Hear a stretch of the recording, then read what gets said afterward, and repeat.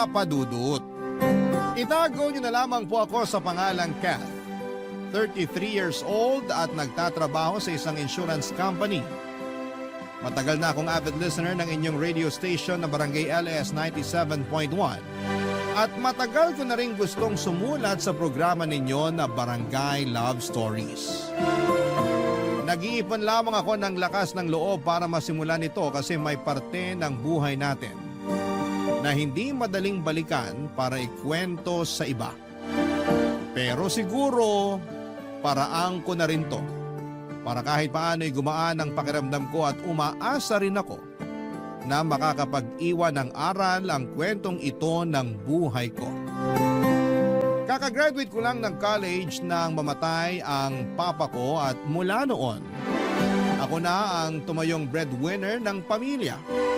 Pangalawa kasi ako sa 6 na magkakapatid. Pero may sarili ng pamilya ang kuya ko. Si mama naman ay huminto na rin sa pagtitinda ng gulay sa palengke mula nang ma-heat stroke siya. Mabuti na lang at kaagad din siyang nakarecover pero naging mahina na rin ang katawan niya mula noon, Papa Dudut.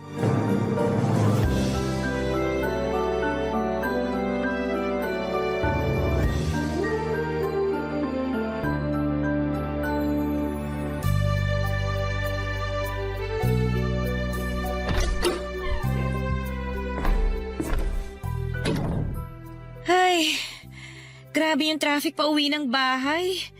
Nakakagutom. Oh, Kat, mabuti naman at nakauwi ka na. Ay nako, dapat nga po kanina pa ako nakauwi ma. Grabe lang talaga yung traffic kanina. Hindi naman Friday ngayon, pero ang tagal po nang naging biyahe ko. Baka may aksidenteng nangyari malapit dun sa dinaanan ng sinasakyan mo, kaya natagalan ka sa biyahe. Siguro nga po. Iba po kasi talagang traffic kanina ma. Parang araw ng sweldo o biyernes kasi talagang ang bagal gumalaw ng mga sasakyan. Lalo tuloy ako napagod at nagutom. Halika na rito sa lamesa at ipaghahain na kita ng hapunan mo. Sige po ma, gutom na rin po talaga ako. Iwan ko na lang po muna itong bag ko dito sa sofa. Ano po palang ulam natin ma? Ginataang galunggong, Kat. Eto, nilagay ko na dito sa lamesa katabi nitong kaldero ng kanin. Ginataang galunggong? Oo, bakit? Di ba yan din po yung ulam natin kagabi? Piniritong galunggong naman yon. Parehong galunggong pa rin, ma. Pero sige po, okay lang naman sa akin. Kahit anong ulam kasi, gutom na po talaga ako. Maupo ka na nang makakain ka na. Opo, ma. Nagwawala na talaga kasi itong sikmura ako sa gutom eh. Eto na rin ang baso ng tubig, oh. Salamat po. Grabe. Amoy pa lang, alam mo nang masarap ang pagkakaluto nitong ginataang galunggong nyo, ma. Gata ng niyog kasi talaga ang gamit ko dyan at hindi yung nasa pack lang. Bakit, ma? Magkaiba po bang lasa kapag yung nasa pack ang gamit nyo? Oo naman. Hindi hamak na mas masarap pa rin kapag yung fresh na gata ang gamit sa pagluluto. Sa bagay nga po. Hindi rin naman po kayo mahilig gumamit ng mga seasoning no? Tama ka dyan, kasi mas masarap pa rin yung walang halong preservative ang mga nilulutong pagkain. Kung bakit ba naman kasi hindi ko naman ang husay nyo sa pagluluto Marunong ka namang magluto pero kasi hindi kasing sarap ng mga niluluto nyo, ma. Naalala ko pa nga nung unang beses ako magluto ng sinigang. Sobrang alat. Oo, naaalala ko yon. Napasobra naman kasi ang lagay mo ng asin sa sinigang nun. Ang sabi ko naman kasi sa'yo, tansahin mo ang paglalagay. 3 kutsara naman kasi yatang nilagay mo dun sa niluto mo. Naku, ma, hindi ko na po matandaan kung gaano karami ang nalagay ko. Pero mabuti na lang talaga at naremedyohan niyo yung niluto ko at saka nakain pa rin ng mga kapatid ko. Kung hindi, masasayang yung 1 kilong baboy at ilang mga gulay na binili ko. Madali namang remedyohan ng napaalat na sinigang na baboy. Sa susunod, panoorin mo kung paano ko magluto para matutunan mo yung tamang teknik para mapasarap ang niluluto mo. Ay, sige ma, gusto ko yan. Kailangan ko na rin talagang matutunan na pasarapin yung mga niluluto ko para naman hindi nasasayang. Madali lang yon, basta matutunan mo kung paano tansahin ang mga rekado na ginagamit mo. Oo nga pala, Kat. May extra ka ba na pera dyan ngayon? Meron naman po, ma. Bakit po? Para saan po ba? Ay, pambayad sana ng kuryente natin kasi may dumating na disconnection notice kaninang umaga. Ha? Paano po nangyari nangyari yun? Nakapag-abot naman po ako sa inyo ng pambayad ng tubig at kuryente nung isang linggo, di ba? Oo, nakapagbigay ka nga nung nakaraan. Bakit po nagkaroon tayo ng disconnection notice para sa kuryente natin? Ang totoo kasi, nagamit ko yung pera na yun sa pampagawa ng baradong lababo natin. Tsaka may problema rin ng tulo ng tubig sa gripo kaya isinama ko na sa pinaayos ko sa tubero. Nakakalimutan kong sabihin sa'yo na doon ko nagamit yung pera na dapat pambayad natin sa bill ng kuryente. Ganun po ba? Pasensya ka na, kasi nawala na rin sa isip ko na sabihin sa yung tungkol dun eh. Ayos lang po yun, ma. Basta ma, sa susunod, sabihin nyo na lang po sa akin na mas maaga para hindi tayo nakakatanggap ng disconnection notice. Oo anak, iiwasan ko nang maging makakalimutin. Iabot ko na lang po mamaya yung pera para maibayad nyo na po bukas ng umaga. O sige, aagahan ko na lang ang pagbabayad bukas. Opo, ma. Kasi baka mamaya maputulan pa tayo tapos mas malaki pa ang magastos natin sa pagpapareconnect ng kuryente. Papa Dudut, hindi talaga madali ang maging breadwinner lalo na kung walang ibang inaasahan ng pamilya ko kung hindi ako lamang. Papa Dudut, nung nabubuhay kasi si Papa, kahit na hindi ganoon kagaan ang buhay namin ay hindi naman ako sobrang nahihirapan. Para makatulong sa kanya noon ay nag-working student ako kasi may mga oras na hindi sumasapat ang kinikita niya sa pagdadrive ng taxi para sa mga gastusin namin sa bahay. Nakikiboundary lang kasi siya ng taxi kaya hindi niya buong naiuuwi sa bahay ang perang pinaghihirapan niya sa pamamasada. Si Papa rin ang naging idolo ko noon kasi nakita ko kung paano niya itaguyod ang pamilya namin. Kahit pagod na siya. Kaya mula nang mawala siya ay nangako ako sa sarili ko na susundan ko ang yapak niya. At gagawin ko ang lahat para mapabuti ang buhay ng pamilya namin. Pero mula nang mapunta nga sa mga balikat ko ang malaking responsibilidad ng pamilya ko, doon ko na na-realize na hindi talaga madali ang naging pwesto ni Papa sa buhay namin. Hindi lang siya mabigat, kung hindi sobrang bigat.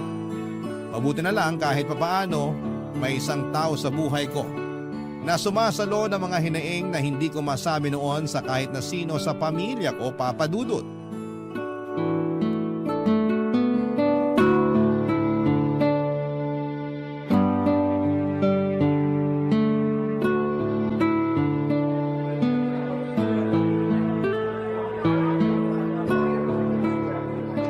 Buti naman at nagkaroon ka na ng oras para sa akin, babe.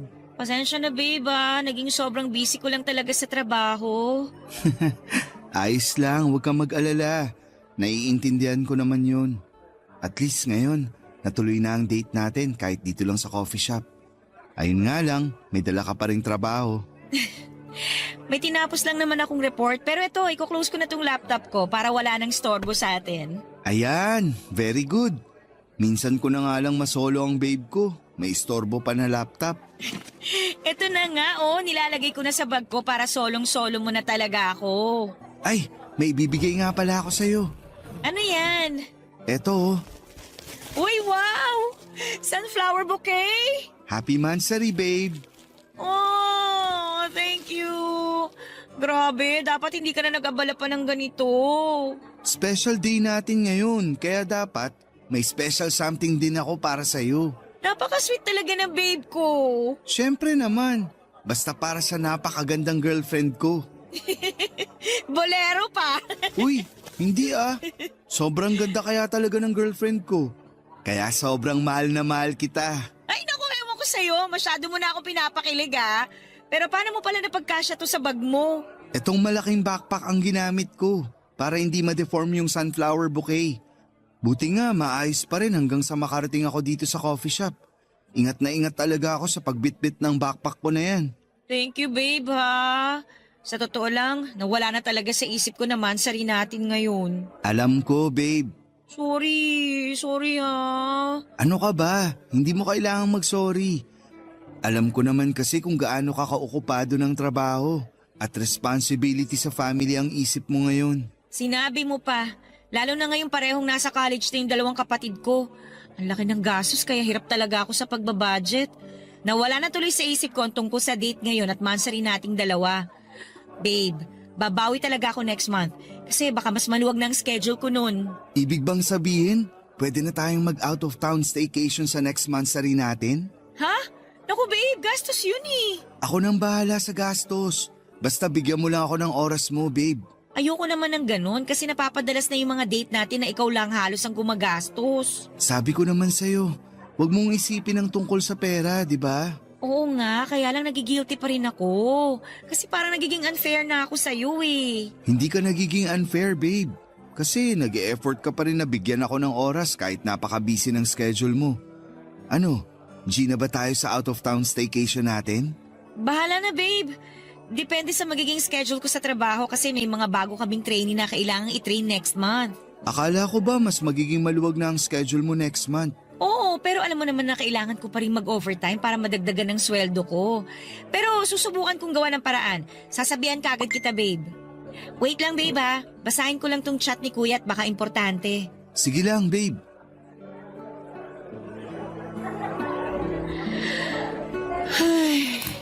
Oh, bakit ang lalim naman ng buntong hininga mo pagkatapos mong basahin ang chat ng kuya mo? Nangungutang na naman kasi ng pera si Kuya sa akin eh. Di ba nabanggit mo nung nakaraan na nagpadala ka ng pera sa kanya kasi naospital ang anak niya nang dahil sa dengue? Oo. Tsaka hindi pa niya nababayaran yun. Tapos nangihiram ulit siya ng pera ngayon? Oo. Ang dahilan naman niya, nakagat daw ng aso yung bunso niya at magpapa-anti-rabies daw sila bukas ng umaga. Pero may center na nagbibigay ng libreng anti-rabies, di ba? Nabanggit niya sa chat malayo daw kasi sa kanila yung center na nagbibigay ng anti-rabies eh. Kaya ayun, sa mas malapit na ospital na may bayad na lang daw sila pupunta bukas. Masisira na naman ang budget ko nito. Ay. Papahiramin na lang kita para hindi masira ang budget mo, babe. Ay naku babe, wag na. Kaya ko namang ayusin to. Sige na, hayaan mo nang makatulong ako. Isisend ko na lang mamaya sa bank account mo.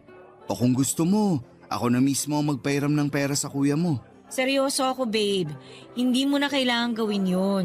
Kaya ko namang gawa ng paraan to. Pero thank you pa rin kasi palagi kang nandyan tsaka willing na tulungan ako. Siyempre, kasi girlfriend kita. At gusto ko na makatulong ako lagi sa kahit na anong problema na dumarating sa'yo, babe.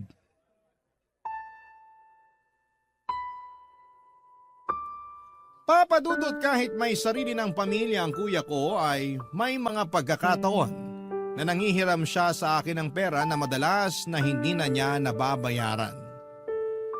Nahihiya na rin ako na singilin siya kasi alam ko na madalas silang nagigipit sa bahay nila. 4 na kasi ang anak nila noon ang asawa niya tapos ay siya lang din ang nagtatrabaho para sa mga ito.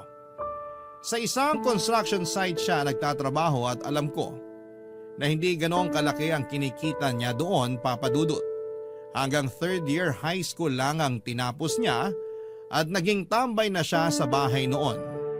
Ilang beses pa siyang kinukumbinse ni na papa at mama na bumalik sa pag-aaral pero mas ginusto niya na bumarkada. Hanggang sa mabuntis niya ang girlfriend niya pagkalipas ng 2 taon ng pagiging tambay. Mabuti na lang at siya na rin ang nagdesisyon na bumukod sila ng girlfriend niya at hindi na inasa kay tatay noon ng responsibilidad para sa mag-ina niya.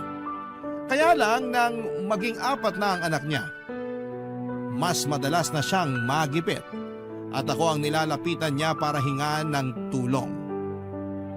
Ang pamilya kasi ng asawa niya ay nasa malayong probinsya pa, kaya wala silang ibang pwedeng lapitan at hinga ng tulong kung hindi ako lamang ng mga panahong yon, papadudot. Barangay Love Stories. Barangay Love Stories. Papadudot, nakilala ko si Joey noong nasa college pa lamang ako. Doon din nagsimula ang relasyon namin at hindi ko yon sinabi sa mga magulang ko. Ayaw kasi nila na mag-boyfriend ako kasi natatakot sila na baka magaya ako sa kuya ko na nakapag-asawa ng maaga. Kahit nga nang minsang pinakilala ko si Joey sa kanila, bilang manliligaw ko, pinaalala nila sa akin ang responsibilidad ko na pagtulong sa pamilya. sa oras na makatapos na ako ng pag-aaral ko.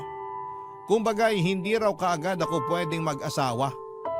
Hindi naman nila yon diretsong sinabi sa akin pero pinaramdam nila ang magiging responsibilidad ko sa oras na makatapos ako ng college.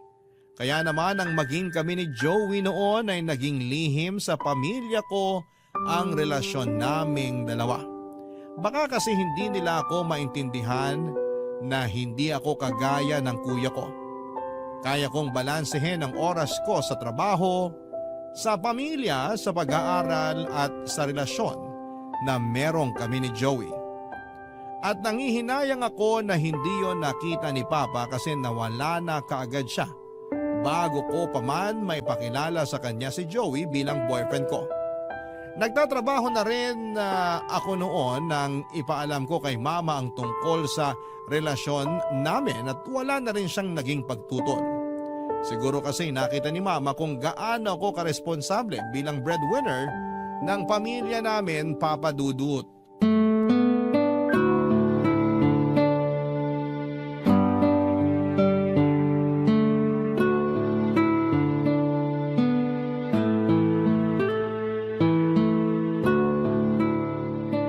Ito yung budget para sa pambayad ng tuition fee ng mga kapatid ko. Ito para sa allowance nila. Ito naman para sa bill ng kuryente at tubig para sa buwan na to. Tapos ito para sa pang-grocery ni Mama. Yan. Buti na lang mukhang hindi kami magigipit ngayon. Kasi malaki pa tong natira na pang-allowance ko. Anak, magkape ka muna. Oh, Ma. Gising pa po pala kayo. Oo, ilalagay ko na sa lamesa tong tasa ng kape natin. Grabe. Kakatutok ko dito sa ginagawa ko. Hindi ko napansin na nagtitimpla na pala kayo ng kape sa kusina. At talaga nagtimpla pa kayo ng kape para sa ating dalawa, Ma. Hindi pa kasi ako makatulog, kaya naisipan ko na lumabas muna ng kwarto para magkape. Ginagawa niyo pa rin pala talagang pampatulog ang kape. Ikaw din naman, di ba? Nagkakape ka bago matulog, kaya nang makita kitang gising pa rito sa sala, naisipan kong ipagtimpla ka na rin ng kape. Sa inyo po talaga ako nagmana pagdating sa kape. Pero salamat po dito, Ma. Sakto po kasi patapos na rin ako dito sa ginagawa ko. Nagbabudget ka na ba para sa mga gastusin natin sa buwan na ito? Opo, binabudget ko na po mga kailangan nating bayaran at pagkakagastusan para sa buwan na to. Maisisingit mo pa ba dyan yung nabanggit ko nung nakaraan na pagpapaayos ng banyo natin? May sira po bang gripo ng banyo natin? Hindi ko po kasi matandaan yung sinabi niyo tungkol dun eh. Hindi yung gripo, pero yung tiles na sahig. Marami na kasing sira yung tiles kaya gusto ko sanang papalitan na natin. Oo nga po, Ma. Naalala ko na yung tungkol doon. May ilang buwan na rin mula nung mabanggit ko yun sa'yo kaya siguro nawala na rin sa isip mo. Siguro nga po nawala sa isip ko. Pero huwag kayong mag-alala, Ma. May extra pa naman ako dito. Sabihin nyo na lang po sa akin kung magkano yung kakailanganin. Para kung kulang yung extra ko, gagawin ko po ng paraan para madagdagan yung pera na yon. Sige, Kat. Ipapatingin ko na sa kapitbahay natin na gumagawa at nagpapalit ng tiles sa sahig.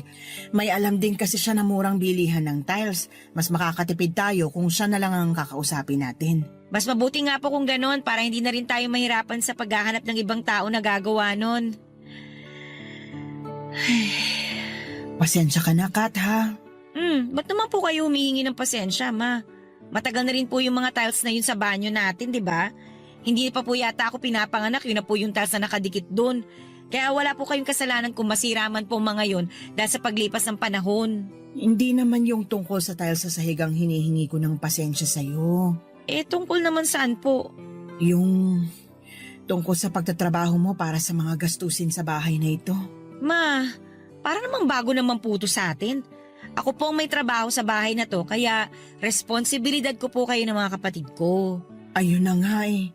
Ikaw lang ang may trabaho, kaya ikaw lang mag-isang sumasalo ng responsibilidad sa bahay na ito. Ako ang ilaw ng tahanan, pero parang nagiging pabigat lang ako sa'yo. Huwag naman kayo magsalita ng ganyan, Ma. Kasi kahit kailan hindi kayo naging pabigat sa akin. Wala na nga po ako halos ibang ginagawa dito sa bahay kundi magpahinga. Lahat kasi nang kailangan linisin o ayusin dito, kayo nang nag-aasikaso. Yun na lang naman kasi ang pwede kong maitulong sa'yo, Kat. Napakalaking bagay na po ang ginagawa nyo na yun, Ma. Kung hindi lang nag-asawa ng maaga ang kuya mo, Pinagtutulungan niyo sana ang mga gastusin dito sa bahay. Ma, hindi na po natin may babalikan nakaraan. Hindi rin naman po nagsisi si kuya sa naging buhay niya ngayon kasi mabait naman yun ang pangasawa niya eh. May mga araw na nahihirapan sila sa mga gastusin kasi mataas naman talaga ang mga bilihin ngayon, di ba? Pero nakakabangon naman po sila at maayos pa rin ang buhay nila. Nagiging maayos ang buhay nila kasi palagi mo silang tinutulungan. Lalo ka tuloy nahihirapan kasi alam ko na may mga oras na nagpapahiram ka ng pera sa kuya mo. Paminsan-minsan lang naman po yun kapag nagigipit talaga. Tsaka madalas para naman po sa mga anak nila ang hinihiram na pera ni kuya sa akin eh. Pasensya ka na talaga anak ha. Alam ko na nahihirapan ka na rin sa amin lalo na sa mga... Ma, ayos lang ako. Huwag niyo po akong alalahanin. Kaya ko to. Nakakaramdam ako ng pagod pero kaya ko to, ma. Kaya ko pong igapang at itaguyod ang pamilya natin. Papadudot ng parehong nasa kolehiyo na ang dalawang kapatid ko at nasa high school ang dalawa ay mas naging mabigat para sa akin ang mga gastusin namin. Sobrang hirap na pag-budgetin ang bawat kinikita ko noon sa trabaho para sa lahat ng kailangan na bayaran sa bahay. Kaya madalas papadudot na napapa-overtime talaga ako sa trabaho. Tumatanggap na rin po ako noon ng racket na gumawa ng thesis ng mga college student para may pandagdag sa panggastos namin. At hindi madali ang racket na yon dahil kailangan kong maglaan ng oras at mag-research para magawa ng maayos ang thesis na yon. Alam nyo, sa totoo lang, may mga oras noon na naiiyak na lamang ako kapag mag-isa ako sa kwarto. O kahit nga kapag nasa opisina ako at wala nang ibang kasama na katrabaho doon. Bigla ko na lang nararamdaman ang bigat na nasa magkabilang balikat ko. Dahilan para bumigat din ang dibdib ko at maluha na lamang ako. Alam ko naman na hindi ginusto ni mama na ako lang mag-isa ang sumalo ng responsibilidad sa pamilya namin.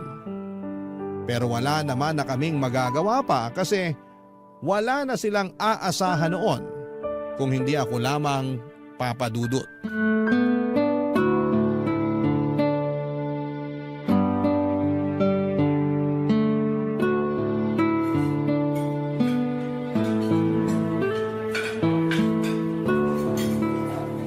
Happy anniversary, babe!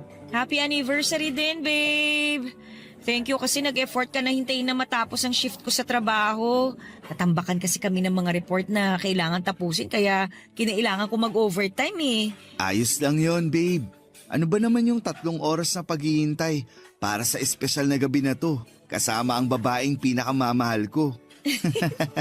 Humirit ka pa talaga ha? Nagsasabi lang naman ako ng totoo. Saka nasanay na rin naman akong maghintay kasi madalas ka talaga nag-overtime sa opisina nyo. Ayun na nga eh.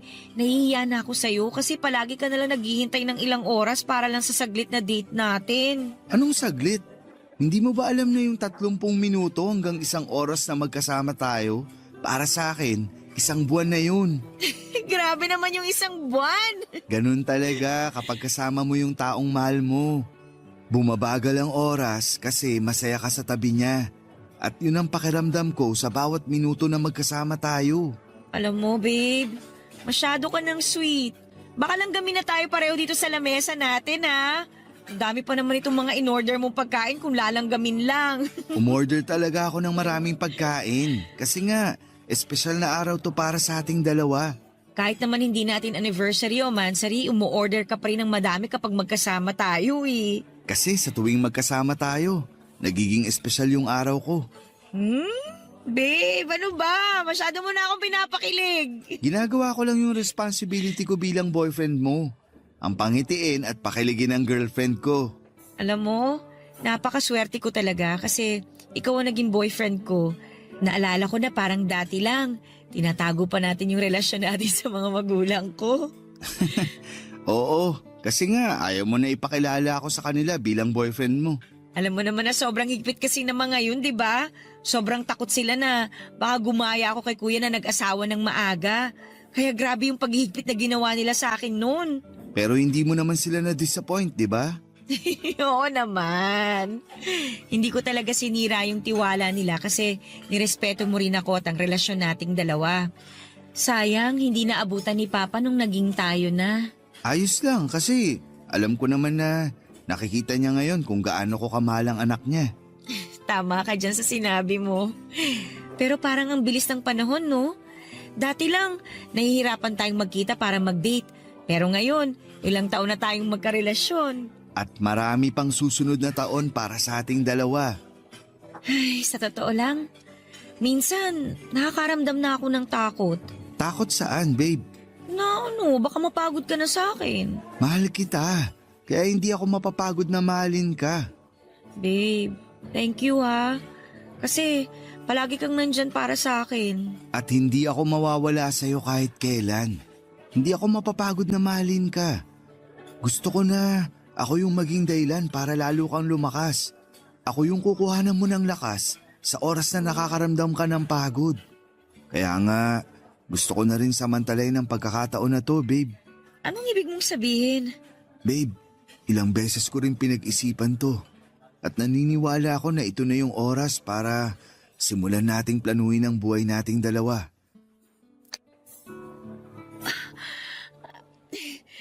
Babe, para saan ang singsing na yan? Babe, ilang taon na tayong magkarelasyon at matagal na akong sigurado na ikaw yung babae na gusto kong makasama sa habang buhay. Kat, will you marry me? Joey! Mahal mo naman ako, di ba? At mahal na mahal kita. Kaya magpakasal na tayo, please. Joey, sorry pero hindi pa kasi pwede eh. Ha? Anong hindi pa pwede? Hindi pa tayo pwedeng magpakasal. Akala ko ba mahal mo ako? Oo nga, pero hindi sapat yun para madaliin natin ang lahat. Hindi naman kita minamadali, Kat. Gusto ko lang na simulan na nating planuhin ang tungkol sa ating dalawa. Kahit ito man lang nakasal natin. Ayun na nga, Joey. Hindi pa kasi pwede talaga eh. Kasi una sa lahat, alam mo naman may 4 pa ako na kapatid na pinag-aaral. Yung 2 sa kanila nasa college pa. Tutulungan naman kita na pag-aralin ng mga kapatid mo. O sa kahit na anong gastusin pa para sa pamilya. Tutulong ako. Yan yung ayoko mangyari. Yung saluhin mo yung responsibilidad na hindi naman talaga sa'yo. Joey, sorry talaga pero hindi pa ako handa eh. Hindi ko pa kaya magpakasal sa'yo. Papadudot ng tumungtong ng first year college ang kapatid ko na sumunod sa akin ay nangako siya na pagbubutihin niya ang pag-aaral niya. Sinubukan niya rin na mag-working student pero napansin ko na hindi niya kayang pagsabayin ang pag-aaral at pagtatrabaho dahil bumaba talaga ang grades niya. Kaya naman sinabi ko sa kanya na mag-focus na lamang siya sa pag-aaral at ako nang bahala sa lahat ng mga gastusin. Ganon din ang naging setup ng isa ko pang kapatid nang mag-college na siya. Sinubukan niya rin na maging working student pero nahirapan din siyang pagsabayin ang pag-aaral at pagtatrabaho. Doon ko na-realize na magkakaiba talaga ang diskarte ng mga tao. May mga kaya tayong gawin na hindi kayang gawin ng iba. O pwedeng nasanay lang din sila na may inaasahan silang tutulong sa kanila. Kaya ang pakiramdam nila ay hindi na nila kayang gawin ang isang bagay na mabigat para sa kanila. Kasi ako kahit gaano ako nahihirapan nang maging working student ako ay pinilit kong kayanin yon. Kasi alam ko na walang ibang makakatulong sa akin kung hindi ang sarili ko lamang, Papa Dudut. Barangay Love Stories. Barangay Love Stories. Papa Dudut, hindi naging madali para sa akin ang tanggihan ng alok na pagpapakasal ni Joey. Bago pa man ang araw na yon ay may ilang beses ko nang nararamdaman na balak na niya akong alukin ng kasal. Kasi napapadalas ang pagbubukas niya ng topic tungkol sa pagpapakasal. Pagbuo ng pamilya, pagbili ng bahay o pagkakaroon ng mga anak. Gusto ko na rin namang pag-usapan ang tungkol sa mga bagay na yon. May mga oras nga na nai-excite ako kapag nai-imagine ko na kinakasal na kami sa simbahan ni Joey.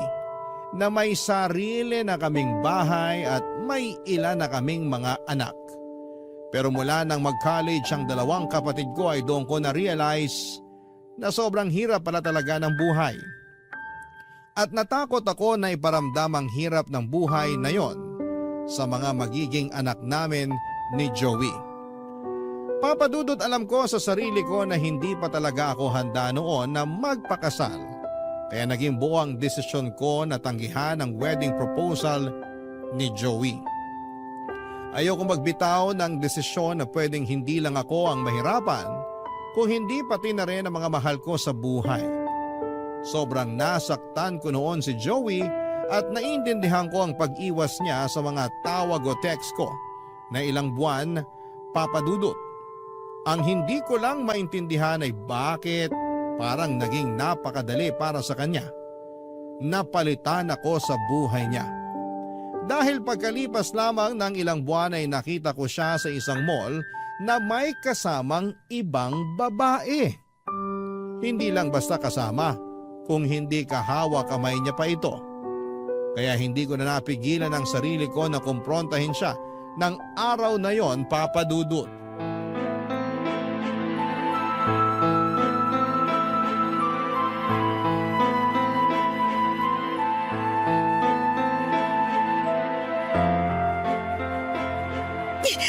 Pwede ba, Joey? Bitiwan mo ang kamay ko! Kanina mo pa ako hinihila! O ayan, diyan ka mag-eskandalo. Ngayon nandito na tayo sa labas ng mall. Hindi ako nag-eskandalo! Talaga? Kaya mo ba kami sinugod ni Sanya kanina? Hindi ko kayo sinugod! Bakit napakarami mong tanong kanina? Tapos halos kulang na lang. Sabunutan mo yung kasama ko. Normal lang na magtanong ako dahil hindi ko kilala kung sino yung kasama mo. Tsaka, mabuti sana kung magkasama lang kayong dalawa eh. Pero hindi, Joey! Hawak mo yung kamay ng babaeng kasama mo na hindi ko kilala! Ngayon ang mga tanong ko naman ang sagutin mo. Sino ba talaga yung babae na yon? At bakit hawak mo ang kamay niya habang naglalakad kayo sa loob ng mall? Ano, Joey? Bakit hindi ka makasagot? Sabihin mo sa akin ang totoo. Sino ba talaga yung babaeng yun sa buhay mo? Girlfriend ko si Sanya at magpapakasal na kaming dalawa. Girlfriend? Sadali lang. Paano nangyari yon? At saka teka, magpapakasal na kayong dalawa? Bakit? Paano? Mahal ako ni Sanya, kaya pakakasalan ko siya. Pero mahal din kita. Kung talagang mahal mo ako, bakit ayaw mo magpakasal sa akin? Hindi ko sinabing ayoko magpakasal sa'yo. Ang sabi ko lang naman, hindi pa ako handa, Joey. Tsaka paano mo siya naging girlfriend? Hindi pa naman tapos yung relasyon nating dalawa. Nung gabi na tinanggihan mo ang alok ko sa'yo na magpakasal na tayo, para mo na rin tinapos ang relasyon nating dalawa. Joey, sinabi ko naman sa'yo, di ba? Hindi pa ako handa na lumagay sa tahimik na buhay kasama ka kasi nga dami ko pang responsibilidad sa pamilya ko. At sinabi ko rin sa'yo na handa akong tulungan ka sa responsibilidad mo sa pamilya mo.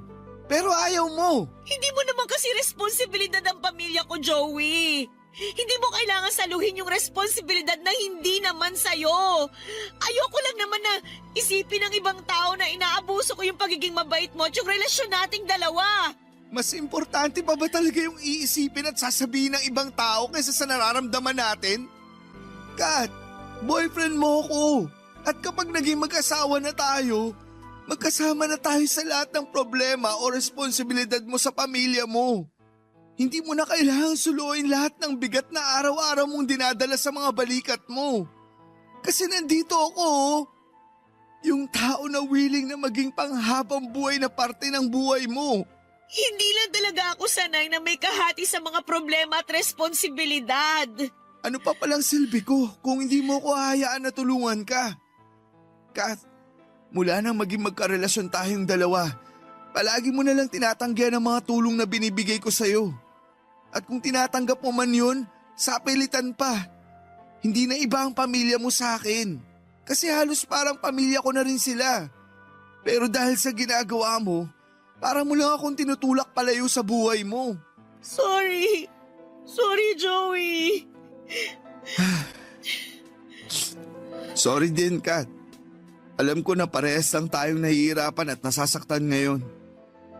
Siguro, kung hindi mo tinanggihan yung alok ko na magpakasal na tayong dalawa, kung inayahan mo ako na tulungan ka sa lahat ng responsibilidad na meron ka, siguro hindi ko mabubuntis si Sanya at hindi namin kailangan na magpakasal.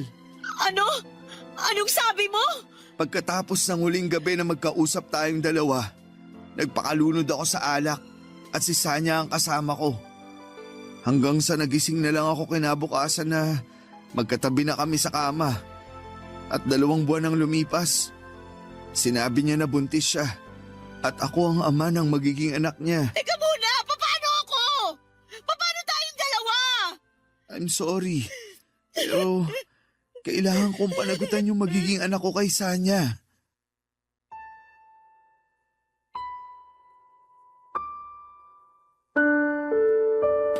Papadudot pagkatapos kong tanggihan ang alok ng pagpapakasal sa akin ni Joey ay iniwasan na niya ako.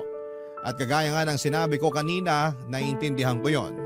Kasi alam ko na sobra ko siyang nasaktan. Binigyan ko siya ng oras na makapag-isip tungkol sa naging sagot ko, pero hindi naman ibig sabihin noon na nakipaghiwalay na ako sa kanya. Kasi pagkatapos ng 1 linggo ay sinimulan ko ng gumawa ng paraan para muli kaming magkausap. Tinatawagan ko siya pero hindi niya ako sinasagot. Palagi ako nagtitext at chat sa kanya pero hindi siya nagre-reply. Sinubukan kong i-explain sa mga text at chat ko na hindi pa ako handang magpakasal. Pero sobrang mahal ko siya. Na sana'y bigyan niya pa ako ng oras na matapos ang responsibilidad sa pamilya ko. Bago kami magsimulang magplano ng para sa aming dalawa. Halos 5 buwan niya akong iniwasan tapos ay makikita ko na lamang siya na may kasama ng ibang babae. At hindi lang yon, papadudot. Hindi ako makapaniwala na sa ilang buwan na hindi namin pag-uusap, makakabuntis na siya ng ibang babae. Sobrang sakit noon para sa akin kasi pakiramdam ko ay para akong isang piraso lamang ng notebook sa buhay niya na mabilis niyang pinilas at inalis sa buhay niya. Mabilis niya akong pinalitan ng isang bagong pahina sa kabila ng ilang taon na naging relasyon naming dalawa. Akala ko noon ay si Joey na ang magiging katuwang ko sa panghabang buhay sa oras na matapos na ang responsibilidad ko sa pamilya ko. Ayon pala ay dadaan lang din siya at hindi rin magtatagal sa buhay ko. Kaya naman mula noon ay muli ko na lamang sinubsob ang sarili ko sa pagtatrabaho at sa responsibilidad ko sa pamilya ko, papadudot.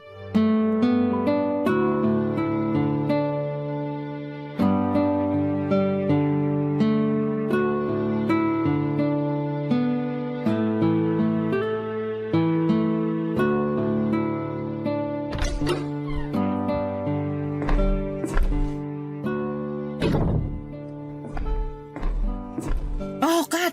Masyado ka yatang ginabi ng uwi ngayon. 3 oras po kasi ako nag-overtime sa opisina para wala na akong maiuwing trabaho dito sa bahay, ma. Tapos ang traffic pa po kaya mas lalo akong ginabi ng uwi. Nag-aalala na nga ako sa'yo kasi hindi ka nagre-reply sa text ko sa'yo eh.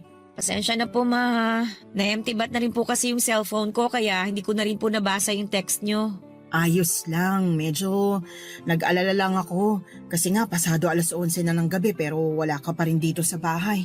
May nadaanan din po pala kaming mga sasakyan na nagkabanggaan. 2 kotse at 1 truck. Kaya naging doble ang traffic kanina. Mas doble din po tuloy ang pagod at gutom na nararamdaman ko ngayon. Halata nga sa mukha mo, lalo na sa mga mata mo, nak. Pero eto, ipaghahain na kita para makakain ka na rin. Salamat, ma. Maghuhugas lang din po ako ng kamay ko. Kumapit kasi sa kamay ko yung kalawang sa gate natin kanina eh. Hindi pa po pala napapapinturahan yun? Nako, hindi pa nga. Kala ko po bang sabi nyo papipinturahan nyo na yun kaya nanghingi kayo ng extra na budget nung nakaraang buwan. Oo, pero nagsabi kasi sa akin yung bunsong kapatid mo na gusto niyang sumama sa field trip ng school nila. Nung isang taon kasi hindi siya nakasama kaya pinagbigyan ko ng makasama ngayon. Sana ayos lang sa yung pinasama ko ang kapatid mo sa field trip nila. Wala naman pong problema sa akin kung sumama si Bunso sa field trip nila. Pero sana ma, sinabi niyo sa akin yung tungkol doon. Para po hindi ako nagtataka kung bakit wala pa ring pintura yung gate natin hanggang ngayon. Ay, nawala na naman sa isip kong bagay na yun. Pasensya ka na anak. Ayos lang po ma. O ma, bakit wala pong lumalabas na tubig dito sa gripo natin sa lababo? Ay nako, nasira kasi ulit yan kaya may timba ng tubig dyan sa tabi ng lababo. Yan na lang muna ang gamitin mo. Malinis naman ang tubig na laman ng timba na yan. Ay, sige po, ito na lang po ang gagamitin ko na panghugas ng mga kamay ko. Magsasabon na rin po ako dito para matanggal ang amoy kalawang. Ma, di ba pinaayos nyo rin po itong lababo natin? Nagamit nyo nga po yung pera na dapat na pambayad ng kuryente natin nung nakaraan? Ay, oo, kaya lang palpak yung tuberong gumawa ng lababo na yan. Pinaalam niyo po ba sa kanya na palpak yung pagkakaayos niya dito? Nakatext ko pa siya ng isang beses at sinabi niya naman na babalik siya dito sa bahay para ayusin ulit yung lababo na yan. Pagkatapos noon, hindi na siya ulit nag-reply. Sinubukan ko ring tawagan pero hindi ko na makontak yung number niya. Mukhang wala na siyang balak na magpakita ulit dito sa bahay. Kaya plano ko nang kumuha ng ibang tubero na mag-aayos ng lababo natin. Ibig sabihin po panibagong bayad na naman yun, ma. Ganun na nga anak. Ay, sige po. Sabihin nyo na lang po sa akin kung magkano ang magagastos kapag may iba ng tuberong tumingin dito sa lababo natin. Nahihirapan po kasi ako sa pagbabudget minsan kapag may biglaan tayong kailangan na pagkagastosan dito sa bahay eh. Oo, sasabihin ko kaagad sa'yo. Halika na rito sa lamesa nang makakain ka na. Eto ma, kakatapos ko lang po magbanlaw ng kamay ko. Ano po bang ulam natin, ma? Adobong galunggong. Galunggong na naman po. Eh, di ba ito yung ulam natin kagabi? Iba yung ulam natin kagabi, sarsyadong galunggong yon. Ma, hindi po ba talaga natin kayang magkaroon ng ibang ulam dito sa bahay? Palagi naman po ako nagbibigay ng pang-grocery sa inyo Saka madalas sobra pa po yun. Pero bakit napakabihira ko po makakain ng ulam na manok o karne ng baboy kapag nandito ako? Pasensya na anak. Ang totoo, may pinirito akong manok kanina kaya lang nakain ng kapatid mo yung tinira ko na para sa'yo. Alam mo naman na paborito niya yun kaya hindi ko na rin siya napigilan. Sanay na rin naman po ako na hindi pinapriority sa bahay na to. Di ko nga po alam kung bakit nagtatanong pa ako kung anong ulam na tinira niyo para sa akin eh. Dapat sanay na rin ako na laging galunggong ang nakahain sa lamesa kapag uuwi ako sa bahay na to. Kat, Alam niyo sa totoo lang, napapagod na rin ako talaga eh. Hindi lang sa paulit-ulit na ulam na to, kundi dahil sa pabigat na responsibilidad ko para sa pamilya na to. Pinipilit kong kayanin lahat, ma. Sa totoo lang, pinipilit ko ibigay lahat ng pangangailangan nyo, kahit sobrang nabibigatan na ako sa mga ginagawa ko para sa inyo. pasensya na talaga kung hindi ako makatulong sa'yo. Pasensya na rin po kayo kung nasasabi ko yung mga bagay na to. Huwag niyo naman po sanang isipin na sinusumbatan ko kayo dahil hindi po yun yung gusto kong mangyari, ma. Nabibigatan lang po talaga ako. Nabibigatan na ako sa nangyayari sa buhay ko ngayon eh. Ang bigat-bigat! Ang bigat-bigat, ma! Papadudot mula nang malamang kong nakabuntis ng ibang babae si Joey ay pinilit ko na rin siyang alisin sa buhay ko kahit na sobrang bigat. Kasi kasama na siya sa mga plano ko sa future. Nakikita ko na siya na kasama ko bilang kapareha sa panghabang buhay. Kaya naman hindi madali para sa akin na baguhin paunti-unti ang mga plano na yon. Dahil alam ko na wala ng Joey na babalik pa sa akin para damayan, tulungan at mahalin ako. Alam ko naman na may naging pagkukulang din ako sa relasyon namin. Hindi ako perpektong kapareha pero ginawa ko ang lahat para mag-work ang relasyon namin sa kabila ng napakabigat na responsibilidad na nasa mga balikat ko. Responsibilidad na ayokong ipasa at iasa sa kanya dahil ayokong madamay siya sa bigat ng buhay na meron ako noon.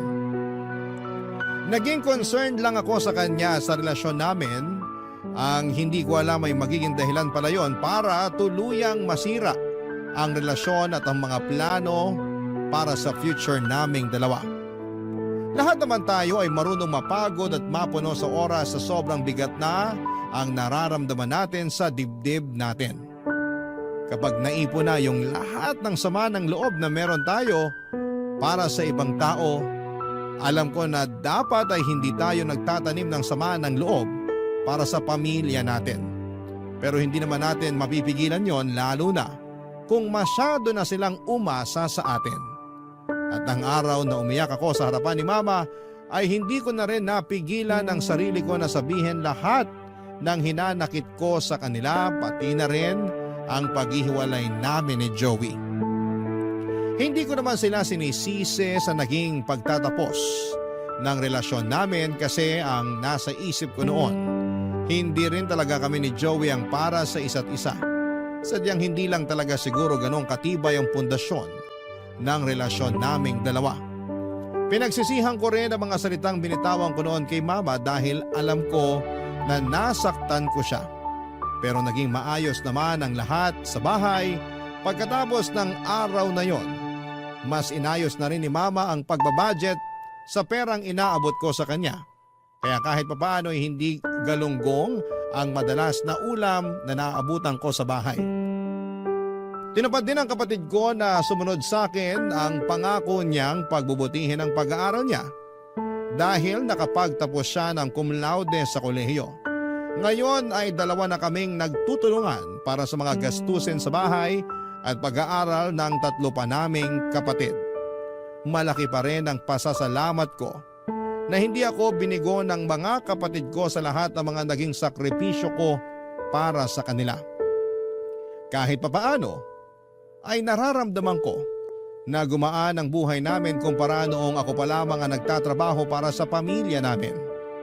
Kaya sa mga kapwa ko breadwinner na nakikinig sa mga oras na ito, alam ko na may oras na sobrang bigat na sa dibdib ng mga responsibilidad na sinasalo natin sa bawat araw, pero huwag tayong susuko.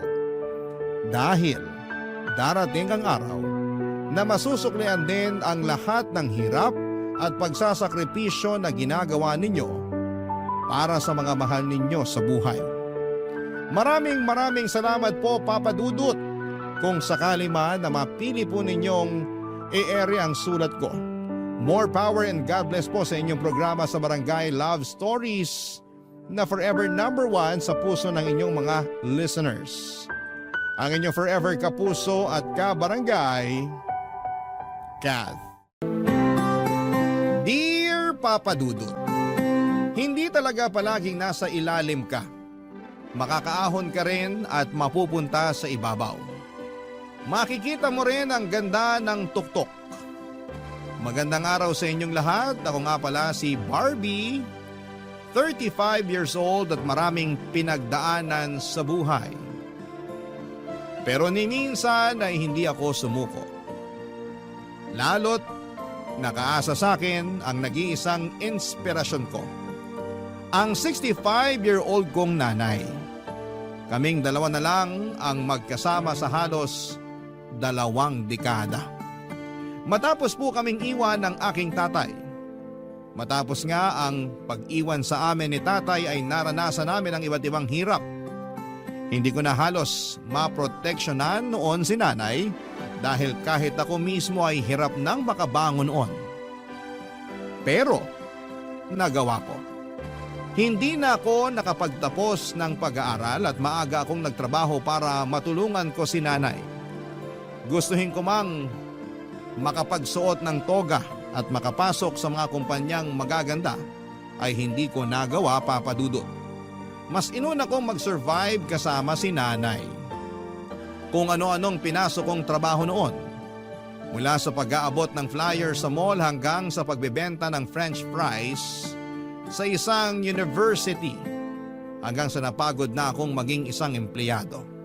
Nagsimula na akong magnegosyo at ang unang negosyo ko ay ang mga street food at milk tea sa isang elementary school. Hindi nga lang yun pumatok. Hindi pa rin ako sumuko. Sumunod kong negosyo ay ang pagbebenta naman ng mga abubot para sa mga babae. Pumatok yun nung una pero pansamantala na. At tulad ng nauna kong negosyo ay nagwakas na po ito. Hanggang sa umabot na ako sa pagnenegosyo ng mga pajama. Doon na ako tinamaan ng swerte dahil sa pagbebenta ko nito, nakabili ako ng maliit na bahay para sa amin ng nanay ko. Nagtuloy-tuloy ang swerte at sa wakas ay nakatakas na rin ako sa ilalim ng buhay na ito. Nasa ibabaw na ako at buong puso akong nagpasalamat sa Diyos na hinayaan niya akong mapunta sa tuktok, Papa Dudut.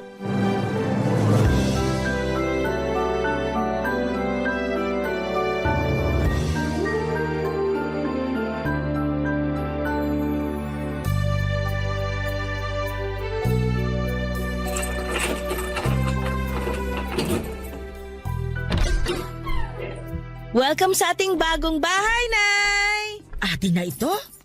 Sure na? Oo naman po. Makakaasa kang hindi na tayo uupa. Hindi na tayo magdadahilan kung bakit madedelay ang bayad natin sa upa. Pwede mo nang palitan ng kulay ng dingding kahit anong oras mo gusto. Hindi na tayo magtitiis sa matingkad na green na pintura. Pwede na rin ako magpabutas ng dingding para makapagsabit ng mga picture frame natin. Ikaw ang reyna ng bahay. Kahit isabit mo pa ako sa dingding, pwede na. Tara, Nay, pasok na tayo sa loob. Ay, ang ganda nitong bahay natin. Ang ganda. May sarili na ba akong kwarto rito, anak? Bibilin ko ba to kung wala? Siyempre meron. Kwarto mo nga ang pinakamalaki. Ay, hindi na. Magpalit tayo ng kwarto. Ibigay mo sa akin ang pinakamaliit. Sapat na yun sa akin. Hindi na po, Nay. Ay, hindi pwede. Ikaw ang nagsumikap na bumili nito. Kailangan mo ng malaki at magandang kwarto para ma-enjoy mo naman tong pinaghirapan mo. Mas mag-e-enjoy ako kapag nakita kong komportable at masaya kayo. Lagi niyong sinasabi sa akin na bata pa lang kayo, pangarap niyo nang magkaroon ng sariling kwarto para maimbakan ng mga gamit niyo. Pero... Walang pero. Sa'yo na yung pinakamalaking kwarto, Nay. May sariling banyo pa yun para hindi na kayo mahirapan kapag magigising kayo sa madaling araw para umihi. Salamat, anak, ha? Walang dapat ipagpasalamat sa akin. Kung meron mang magsasabi niyan, dapat ako.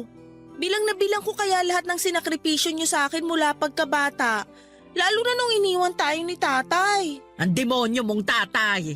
Siya na lang kaya ang ipako ko sa dingding, ano? Mali yata na nabanggit ko si tatay.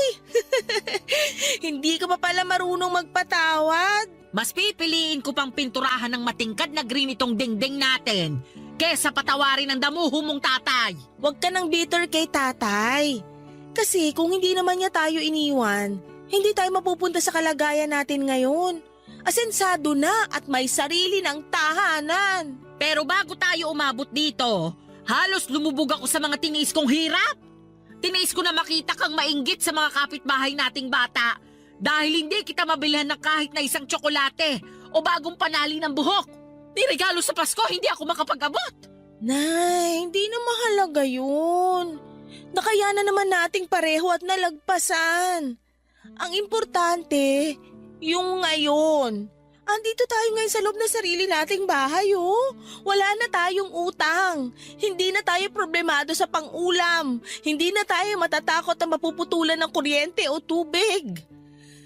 Ay, hindi na tayo iiyak kada gabi kakaisip kung saan tayo kukuha ng pang-almusal kinabukasan. Ay, basta, demonyo pa rin ang tatay mo. Ang haba ng pagdadrama ko sa kapalaran natin tapos bigla mong sisingit yung galit mo kay tatay. Sana makasingit siya ng pwesto sa impyerno. Patawarin mo na siya. Ako nga wala na akong galit sa kanya kasi pinalitan naman ni Lord ng blessings yung pagkawala niya. Napailing na si nanay dahil ang bilis ko raw patawarin ang ginawa ni tatay sa amin. Bakit daw hindi ko matandaan na halos 2 dekada kaming naghirap dahil sa ginawa niyang pag-iwan sa amin? Bakit pa ba ako magagalit? Hinayaan naman ni Lord na maging maayos ang buhay namin. Pero naiintindihan ko naman si nanay kung bakit dala pa rin sa puso niya ang galit kay tatay. Minahal kasi niya ng sobra si tatay, Papa Dudut. First love pa naman niya si tatay. Kaya masakit nga naman sa puso niya na isang araw, tatalikuran na lamang siya ng lalaking unang minahal niya. Ang masakit dito, ang rason ay dahil ayaw na niyang buhayin kami. Masyado raw siyang nalunod sa mga responsibilidad sa amin. Napagod siya sa amin. Napagod na siyang maging ama't asawa kaya sumama siya sa isang baklang nagkagusto sa kanya. Nagsama silang dalawa at balita namin ay binigay kay tatay ng baklang yon ang lahat ng luho at mga kailangan niya. Hindi na bumalik sa amin si tatay at wala na rin kaming naging balita sa kanya. Nakatikom na lang din ang bibig ng mga kakilala ni tatay na may alam kung nasaan siya. Wala na rin namang kaming naging pakialam noon. Mula noong nagdesisyon siyang iwan kami ay nagpasya na rin kaming kalimutan siya kahit na mahirap. Lalo na sa parte ni nanay. Naalala ko pa sa mga unang gabi at linggo na wala na si tatay. Katabi ko noon si nanay at rinig ko ang bawat hikbi niya na itinatago niya sa kumot. Nagkamali siya at hindi niya yon naitago sa akin. Narinig at nakita ko ang lahat pero mas pinili ko lang na huwag sabihin yon sa kanya. Dahil alam kong nahihiya siya na nasasaktan siya at nalulungkot dahil sa pag-alis ni tatay. Kaya naman nagpakatatag ako, Papa Dudut, para sa kanya. At araw-araw ay pinapangako ko na papalitan ko ng mas maganda at masagana ang ginawang pag-iwan sa kanya ni tatay. Natagalan man ang pagkamit ko noon pero nagawa ko pa rin, Papa Dudut.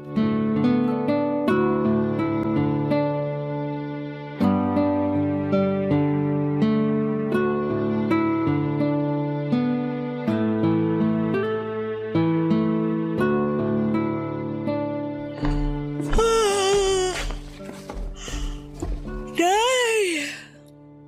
Ba't gising ka pa? Gabing-gabi na. Binibinyagan ko lang tong bagong sofa natin. Halika, tabihan mo ako rito. Ay, ang lambot ng nabili mong sofa, di ba? Mabuti naman at nagustuhan nyo. Pinili ko talaga yung pinakamalambot sa mall. Inupuan ko lahat ng sofa ron. Ito lang yung alam kong magugustuhan nyo. At nagustuhan ko nga. Salamat anak ha. Natatandaan ko kasi nung sinabi nyo na sumakit na yung likuran nyo dun sa plastic na upuan natin dun sa dati nating bahay. Nilalagyan nyo pa nun ng karton para di ganun katigas. Wala rin namang epekto yung karton. Niloloko ko lang ang sarili ko. Parang nung panahon na niloloko ko ang sarili ko, nababalik pa ang tatay mo kapag naisip niyang babae pala ang gusto niya. Hindi naman dahil sa kasarian kaya tayo iniwan ni tatay. Gusto lang niya ng komportabling buhay. Yung nabibili lahat ng luho niya nang hindi nagtatrabaho. Buhay tamad ang gusto niya. Alam niyo naman yung ugali niyang yun dati pa, di ba? At mukhang nakuha naman niya lahat ng gusto niya. Salamat sa baklang binigay lahat ng luho niya. Ay, wag na nga natin siyang pag-usapan. Tumitigas lang bigla tong sofa eh. Hindi ko lang talaga kasi maintindihan kung bakit nakayanan niyang sukuan ng pamilya niya. Kahit hindi na ako. Ikaw na lang na anak niya mismo eh. Bakit nasikmura ka niyang sukuan? Kasi hindi na niya masikmura ang hirap ng buhay. Ay, kung nakapaghintay lang sana siya hanggang sa magdalaga ka, di sana kasama natin siya ngayon sa pag-asenso. Kasama natin siyang nakalipat dito. Hindi rin, Nay. Pakiramdam ko hindi natin to maaabot kung hindi niya tayo iniwan. Kasi yung pag-iwan niya sa atin na naging inspirasyon ko para magpursigi eh. Kung hindi niya tayo tinalikuran, baka lumaki akong tamad tulad niya. Ay, hindi ko naman papayagan yon. Dapat magaya ka sa akin na masipag. Kaya nga nagpapasalamat ako na umalis na siya sa buhay natin. Kasi nagkaroon ako ng maraming oras para magaya sa'yo. Ang swerte ko nga at marami akong natutunan at namana sa'yo. Uy, ang galing mong mambola. Yan ang namana mo sa demonyo mong ama. Hanggang ngayon, demonyo pa rin ang tingin mo sa kanya. Totoo naman kasi. Change topic na po. Nakikita ko na naman yung ugat sa noo nyo. Pumipintig-pintig na naman. Hindi puso ko ang tumitibok-tibok kapag naaalala ko siya. Yung ugat ko sa noo. Special talent talaga ng tatay mo to. Kaya nga, para makapahinga na yung ugat nyo sa noo, wag na nating banggitin si tatay. Nakaka-nega vibes pa rito sa bahay eh. Bawal yan sa feng shui. Maglagay tayo ng bagwar yan sa pintuan para itaboy ang kaluluwa ng tatay mo palayo sa atin. Mukha namang buhay pa si tatay, kaya imposibleng dumalaw ang kaluluwa niya rito. At nay, hindi pang taboy ng kaluluwa ang bagwa. Basta gumamit tayo ng pangtaboy sa tatay mo. Kahit ano, insenso, o kaya kutsilyo, bawang. Bumili tayo ng bawang, isabit natin sa pinto. Nay, hindi na natin kailangan yan. Siguradong hindi na babalik si tatay. Ay, hindi natin sigurado. Sigurado ako. Halos 2 dekada na siyang wala. Kung gusto niyang bumalik, dapat dati pa. Sana talaga wag na siyang bumalik. Kahit bumalik siya, wala na siyang babalikan pa. Tama, hindi niya mararanasang umupo sa malambot na sofa na to. At nakuha ko to ng 40% off pa. Matulog na tayo, Nay. Maaga pa ako magde-deliver ng mga benta kong pajama. Inakay ko si nanay patayo at papunta sa kanyang kwarto. Habang naglalakad kami papunta sa kanyang kwarto ay panay pa rin ang ngit-ngit niya tungkol kay tatay. Ramdam ko ang pait sa hangin sa tuwing nagkukwento si nanay, papadudot ng galit niya kay tatay. Tinatawanan ko na lamang para hindi na lalong mag-apoy pa ang galit na nararamdaman niya. Nang maihatid ko na si nanay at nasiguradong nakahiga na siya sa kanyang kama ay pumunta ako sa kusina para uminom ng tubig. Pagkatapos uminom ng tubig ay nilibot ko ang buong bahay.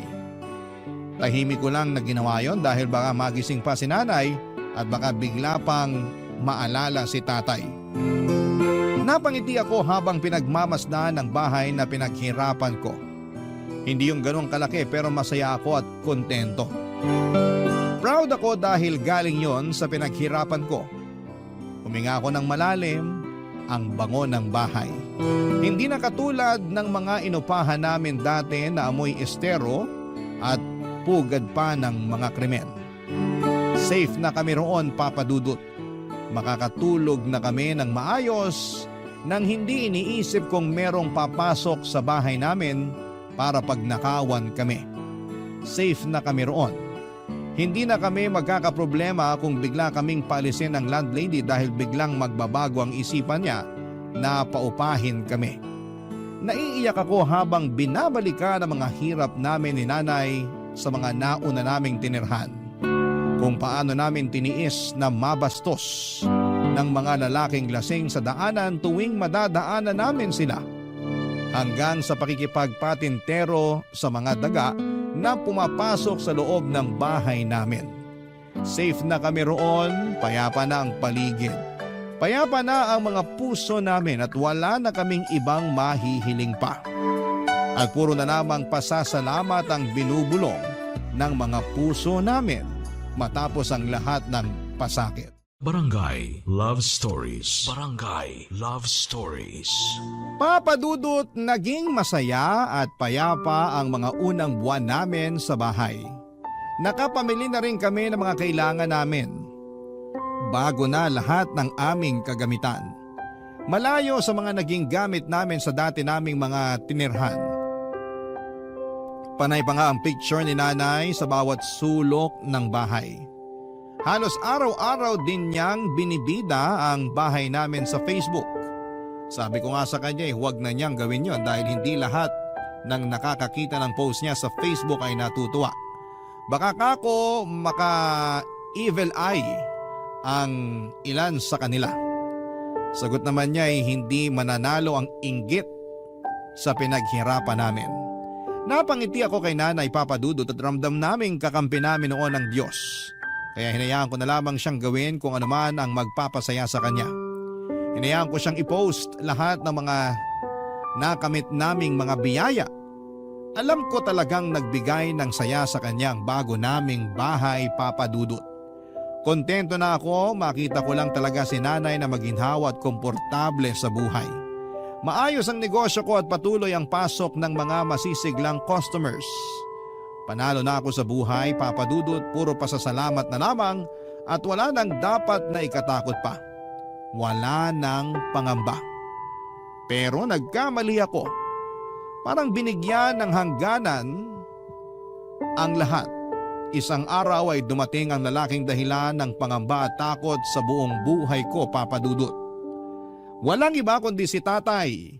Dumating siya sa panahong hindi ko inaasahang darating pa siya.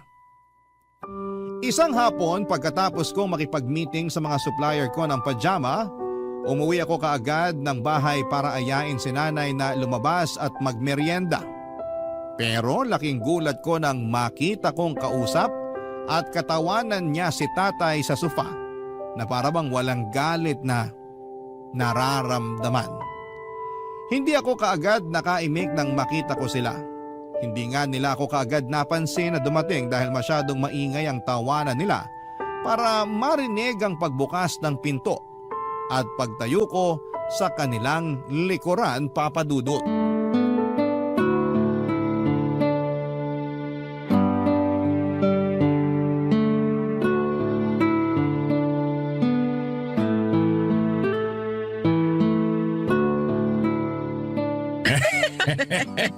Parehas lang tayong 65 years old, no? Parehas lang tayong tumatanda. Tigilan mo nga ako sa katutokso sa edad ko. Pero kahit tumanda ka pa, iba pa rin talaga ang ganda mo. Wala ko halos makitang wrinkle sa mukha mo. Ano ba sikreto mo? Botox? Botox ka riyan. Wala lang akong stress sa buhay. Kaya hindi ako dinadapuan ng wrinkles. Aba, sana all. 65 years old ka na? Sumasana all ka pa? Barbie anak, dumating ka na pala. Kanina pa po. Ay ganun ba? Pasensya na kung hindi kita napansin. Itong tatay mo naman kasi. Bakit andito siya? Kasi... Napadaan lang ako anak. Dumadalaw lang. Napadaan lang? Ganun na lang yon? Parang walang naganap sa halos 2 dekadang paglayas mo? Barbie, hindi ka dapat ganyan makipag-usap sa bisita. Maling bisita kasi yung pinapasok nyo. Barbie! Maling timing ata ako ng pagpunta. Pasensya na anak. Mukhang pagod ka kaya ayaw mo mag-asikaso ng bisita. Kahit pagod ako, kaya kong umasikaso ng bisita. Maliban sa inyo. Mabuti pa, aalis muna ako. Pasensya na ulit. Salamat. Huwag na sanang mauulit to. Tsaka huwag na kayong mag-ingat pag alis nyo. Anak, bakit mo naman ginanon ng tatay mo? Maayos ka naman yung pinakiharapan na. Bukas sa bukas din bibili tayo ng bagwa para maitaboy ang kaluluwa ni tatay. Hindi ako nagbibiro. Mali ang pagtrato mo sa tatay mo. Bakit ko siya itatrato ng tama? Alam niyo naman ang ginawa niya sa atin, di ba? Oo, alam ko. Hindi ko yun makakalimutan kahit kailan. Talaga ba? Parang sa tingin ko ay nakalimot ka na sa ginawa niya eh. Yung tawanan na tinginan niyo kanina, parang may nagbabalik na feelings. Masyadong malagkit. Hindi na pwede yon. Bibili talaga ako ng bagwa bukas sa Binondo. Humanda talaga ang kaluluwa ni tatay. Hindi na uli makakapasok yun dito. Alam kong sinusubukan mong magbiro dahil napupuno ka na naman ng galit ngayon sa tatay mo. At dapat ikaw din galit sa kanya. Magkakampi tayo. Kaaway natin siya, di ba? Hindi naman habang buhay galit tayo sa kanya. Wow! Galing talaga sa iyo yan, Nay! Samantalang nung mga nakaraan, ikaw tong Gina G sa galit kay tatay? At ikaw ang nagpapakalma sa akin. Ikaw ang nagsasabi na kalimutan na ang nangyari. Mas tama yun. Ang gusto kong kalimutan nyo, si tatay mismo. Pero hindi natin pwedeng kalimutan ang ginawa niya sa atin. Oras na para magpatawad, anak. Nay, ang rupok nyo! Marupok na kung marupok. Pero nung nakita ko ulit siya, nawala yung galit ko. Balik nyo yung galit nyo! Anak, ubus na ang galit ko sa tatay mo. Napatawad ko na siya. At sana, ikaw rin. Bibili talaga ako ng bagwa. Magsasabit pa ako ng bawang sa pinto para double kill. Nagdabog akong pumasok sa kwarto at nagkulong doon, Papa Dudut. Hinayaan naman ako ni nanay na mapag-isa. Alam niyang kinabigla ko ang nakita ko sa kanila ni tatay at hindi ko talaga maintindihan kung bakit gano'n na lamang kabilis na napatawad si tatay ni nanay. Samantalang halos 2 dekada rin niyang kinimkim ang galit niya kay tatay. Tapos sa isa at minsang pagkikita ay bigla na lamang niyang sasabihin na magpatawad na raw kami. Hindi pwede. Walang dapat magpatawad sa amin. Bitter na kung bitter pero yon ang tama. Hindi pwedeng patawarin ang isang taong nag-abandona ng pamilya niya. At mas lalong hindi dapat patawarin ang isang taong biglang magpapakita na parang walang nangyari. Napaiyak na lamang ako sa galit, Papa Dudut. Tahimik kong tinakpan ang bibig ko ng kumot tulad ng ginagawa noon ni nanay tuwing umiiyak siya kapag naaalala at nami-miss si tatay. Kabaliktaran lang kami ng dahilan kung bakit ako umiiyak at nagtatago. Umiiyak ako dahil sa galit ko kay tatay sa pagbabalik niya sa buhay namin. Naalala ko noong mga unang araw na hindi na namin kasama si tatay. Laging akong nasa labas ng pinto at nakaabang sa kanya. Baka kasi magbago ang isip niya at maisipang bumalik sa amin. Hindi ako sumama sa mga kaibigan ko para makipaglaro kahit na anong aya nila sa akin. Kahit nakakatukso ang mga laruang hawak nila, gusto kong hintayin ang pagbabalik ni tatay. Malakas ang loob kong magagawa ko siyang pabalikin kapag ngumiti na ako sa kanya. Kasi naalala ko, sabi niya noon, kapag nakangiti raw ako, nagagawa ni tatay ang lahat. Ngiti ko raw ang kahinaan niya. At sa ngiti ko, alam kong mapababalik ko si tatay. Babalikan niya kami. Hindi na muling iiyak si nanay sa gabi. Pero hindi nangyari yon, Papa Dudut. Isang araw na pagod na akong maghintay at ngumiti. Isang araw ay sumama na ako sa mga kaibigan ko para makipaglaro. At mula noon ay hindi ko na sila tinanggihan para hintayin si tatay sa pagbabalik niya sa buhay namin.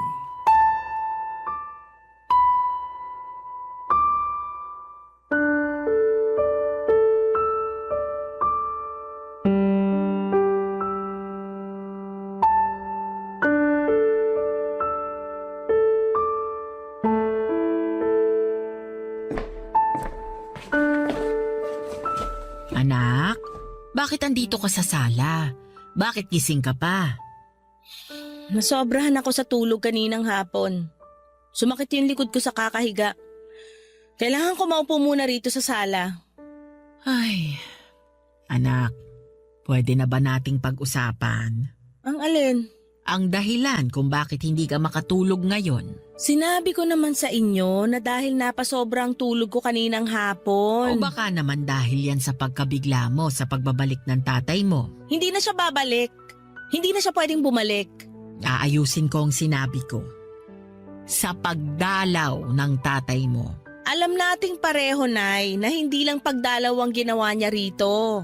Anong ibig mong sabihin? Alam niyo na paraan lang ang pagdalaw niya kanina para makabalik uli siya sa buhay natin. Anak, yan ba ang pinoproblema at kinagagalit mo? Meron pa bang iba?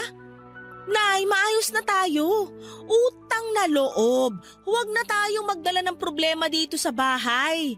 Bagong buhay na to, Nay. Actually, dati pa tayo nagkaroon ng bagong buhay mula nung iniwan niya tayo. Kaya please, huwag nang maging marupok. Hindi na siya kasama sa bagong buhay natin. Mas okay na tayo ngayon. Ay, pwede ba kitang tabihang umupo? Sige lang po.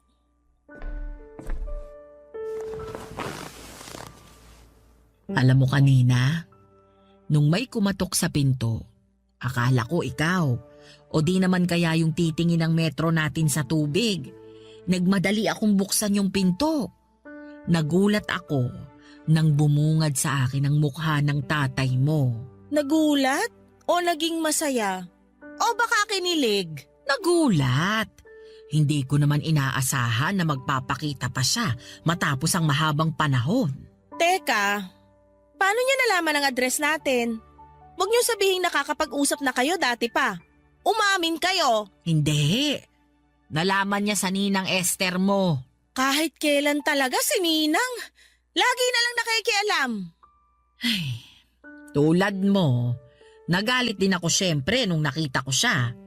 Pero nung kwento niya sa akin ang nangyari sa buhay niya, pagkatapos niya tayong iwan, naawa ako. Naawa? O naging marupok? Kung andun ka lang kanina, pati ikaw magiging marupok sa kwento niya. Maaawa ka sa kanya. Kahit madaganan pa siya ng elepante o barko, hindi ako maaawa sa kanya. Binubugbog daw siya ng baklang kinasama niya noon. Mabuti nga sa kanya. Karma niya yon. Tiniis niyang pananakit sa kanya ng baklang yon kasi binibigay naman daw sa kanya lahat ng luho niya. Proud pa siyang sabihin yan, ha? Yan ang kapalit ng pagkasilaw niya sa luho. Karma niya yon. Isang araw, nanawa rin sa kanya ang baklang yon. Pinagpalit siya sa mas bata at mas gwapo. Inabando na siya. Iba talaga ang karma, mabilis. Gusto niya raw bumalik sa atin noon, kaya lang nahihiya siya. Alam niya kasing kumalat na ang balita tungkol sa pangiiwan niya sa atin para sumama sa bakla, kapalit ng magandang buhay. Diyan naman ako hindi naniniwala. Si tatay, may hiya. Fake news. Maniwala ka man o hindi, pero yun ang totoong nangyari. Ganun ka katiwala na totoo ang kwento niya sa'yo? Kasi minahal ko ang tatay mo at sa tagal ng pagsasama namin, alam ko kung kailan siya nagsisinungaling at kung kailan siya nagsasabi ng totoo. Totoo man o hindi yung kwento niyo, ayoko nang makita pa ang pagmumukha niya rito. Wala na siyang karapatan sa atin. Kaya mas magandang dun na lang uli siya sa malayo. O mas magandang maghanap na lang uli siya ng isang baklang maloloko. Magpabotok siya. Baka sakaling makabingwit uli siya ng susustento sa kanya at magbibigay ng luho niya. Papa Dudut, hindi ko na hinintay pang sumagot si nanay. Nadala na rin ako ng galit ko sa kanya. Tumayo na ako sa pagkakaupo sa sofa at nagmadaling pumasok sa kwarto. Yun ang unang beses na nagtalo kami ni nanay, Papa Dudut. Lagi kaming magkasundo pero dahil kay tatay ay nagbago ang sistema naming mag-ina. Ilang araw kong hindi kinausap si nanay at alam kong may communication na ulit sila ni tatay. Inoobserbahan ko siya at kitang-kita ko kung paano siyang ngumiti habang hawak ang cellphone niya. Yon ang ngiting nakikita ko sa kanya noong bata pa lamang ako sa tuwing binobola siya ni tatay. Alam kong kachat niya si tatay pero hindi niya sinasabi sa akin. Kilala ko si nanay. Bihira siyang makipagkwentuhan sa chat at panay lang ang nood niya ng mga reels at pagko-comment sa Facebook post ng mga kaibigan niya pero tamad siyang makipag-chat. Tamad siyang replyan ng mga message ko sa kanya. Pero mula nang nakapag-usap na sila ni tatay ay nakatutok na si nanay sa pakikipag-chat. Hindi na muling dumalaw si tatay sa bahay. Pero naging madalas naman ang paglabas-labas ni nanay. Lagi pang nakaayos. Natuto na siyang gumamit ng makeup at halos bihira ko siyang madatnan sa bahay. Alam kong kinikita niya si tatay pero hindi ko siya magawang kumprontahin tungkol doon. Natatakot ako sa isasagot niya dahil alam ko ang katotohanan. At alam kong ikagagalit ko yon. Ayoko magalit kay nanay. Yun ang huling bagay na gusto kong mangyari sa relasyon naming mag-ina. Hanggat maaari gusto ko na maayos kami. Dahil si nanay na lang ang meron sa akin. At sa mga panahong yon ay para kong tinutusok ng karayom sa puso ko. Dahil parang inaagaw na siyang muli ni tatay sa akin. At parang wala akong laban dahil si tatay ang first love niya. Kahit ang first love niyang yon ang unang nagbigay din sa kanya ng pasakit.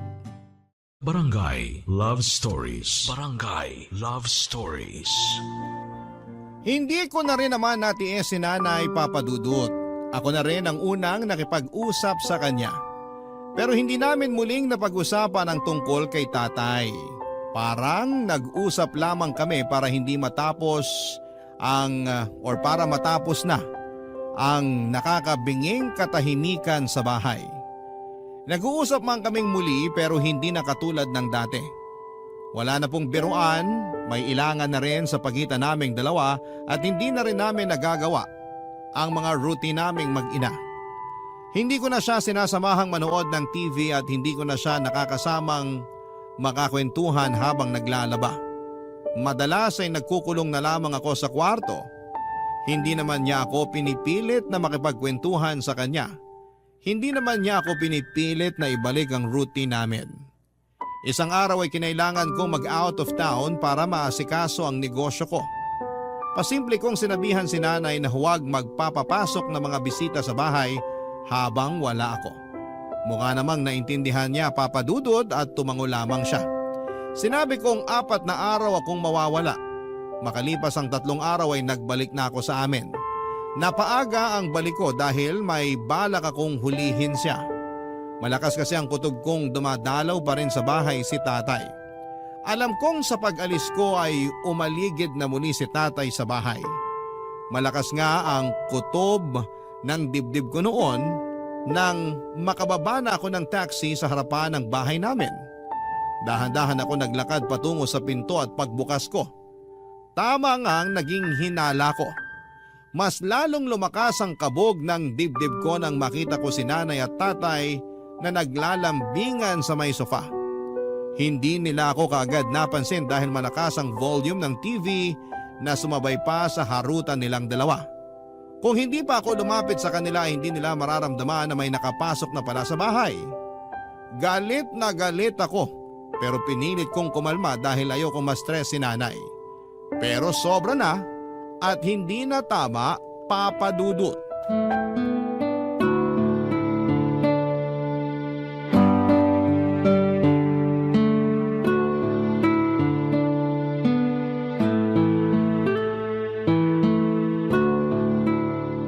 Huwag kagang malikot. Nahihilo ako eh. Hindi na nga tayo magkasya rito sa sofa. Sabi ko naman sa'yo, sa kwarto na lang tayo. Malawak ang kama. Gusto ko ngang manood ng TV. May inaabangan akong palabas. Eh di, ipasok na lang natin sa loob ng kwarto yung TV. Tapos, doon natin ituloy ang lambingan. Ayoko ron, dito na lang. Doon na lang. Huwag na rito para makahiga pa tayo. Ang sakit na kasi ng likuran ko sa kakaupo. Nay, Uy, Barbie, akala ko bukas ka pa uuwi. anong ginagawa niya rito? Nagpatila lang ng ulan. Tirik na tirik ang araw sa labas. Asan ang ulan? anak, dumalaw lang talaga ako. Dumalaw ka?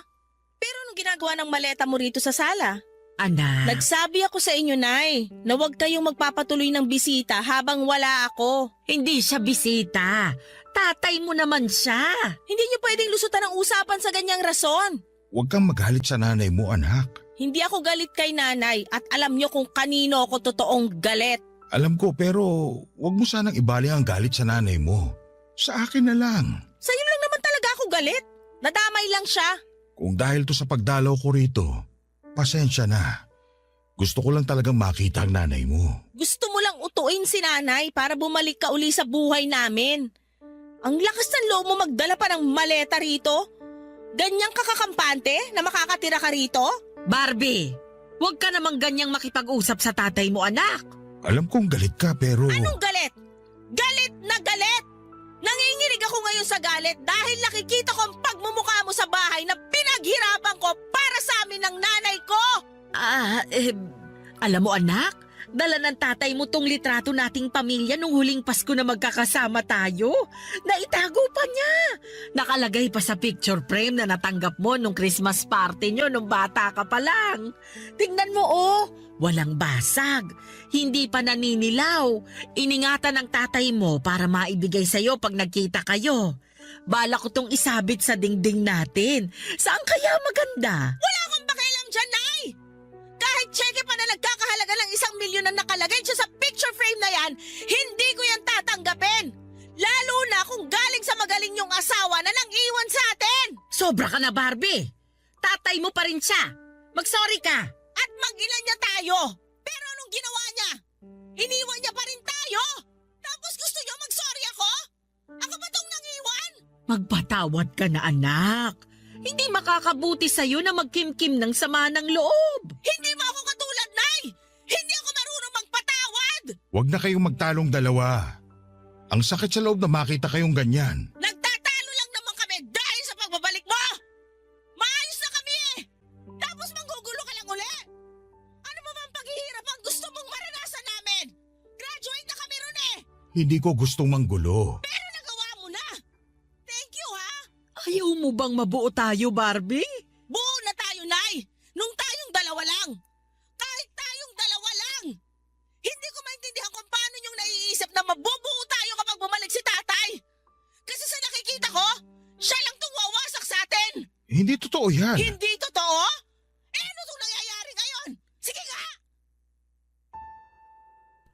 Alam ni nanay at tatay ang punto ko, kaya hindi na rin sila sumagot pa, Papa Dudut. Hinayaan nila akong sabihin lahat ng sama ng loob ko at nakatungo lamang silang dalawa. Para bang nahihiya. Hindi ko na kinaya pang makaharap si tatay at ipinasok ko na lamang ang gamit ko sa kwarto ko at saka nagmadali na akong lumabas ng bahay. Pero bago ko umalis ay sinabi kong ayoko nang makita pa ang pagmumukha ni tatay sa pagbabalik ko. Wala pa ring sumagot ni isa sa kanila. Malakas kong sinarado ang pinto dahil sa sama ng loob ko. Pumara ako ng taxi at nagpahatid sa mall at doon ko ginawang magpaikot-ikot para magpakawala ng sama ng loob. Kung saan ako napadpad. Ginabi na ako sa mall at inabutan na ng pagsasara noon at doon pa lang ako nagpasyang umuwi. Umaasa akong wala na si tatay sa bahay pag uwi ko. Gusto ko kasing makausap si nanay.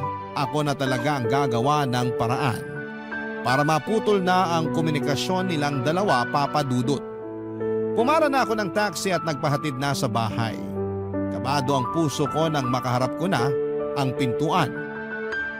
Alanganing mang pumasok pero alam kong kailangan ko nang harapin si nanay para mapag-usapan ang magiging setup namin.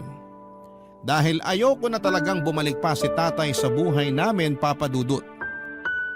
Pagkabukas ko ng pinto ay nagulat ako nang makitang andon pa rin si tatay. Tahimik ang bahay, wala si nanay. Si tatay lang ang nakaupo sa sofa at mukhang ako talagang hinihintay niya. Suot pa rin ang damit niya noong nahuli ko sila ni nanay na naglalandian. Nakapangbahay lang. Ang kapal ng mukha niya. Feel at home talaga siya sa amin. Nakita niya ako kaagad at nagkatitigan kaming dalawa at hindi ko alam ang gagawin noon. Nagbalik ang panginginig ng katawan ko.